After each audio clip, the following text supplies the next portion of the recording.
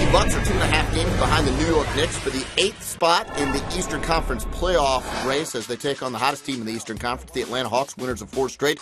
There is the reigning Eastern Conference Player of the Week, Joe Johnson, and this is not how Joe wanted the game to start. He takes an inadvertent elbow from his own teammate, Zaza Pachulia. He goes to the locker room, receives stitches inside his lip.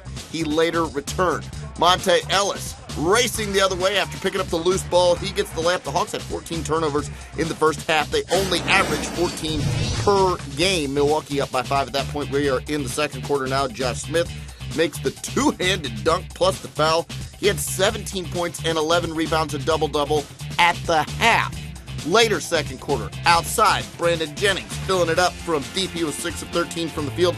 Milwaukee up by 16. Monte Ellis driving for the tough reverse layup past Joe Johnson there. Ellis had a dozen at the half. Milwaukee up by 16 at that point.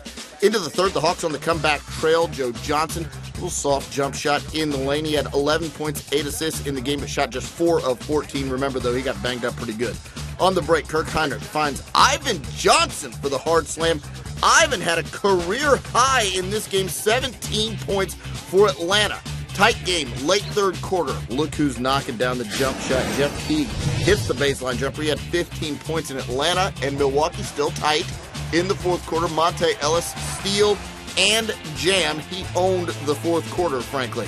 Ellis, this time over Kirk Hinrich. That goes. He was 15 of 24 from the field on the game. Milwaukee up by 1 at that point. On the break, Kirk Hinrich finds Josh Smith underneath the basket for the layup. Smith had 30 points and 18 boards, plus 5 assists. We're tied at 91. Less than 4 to go.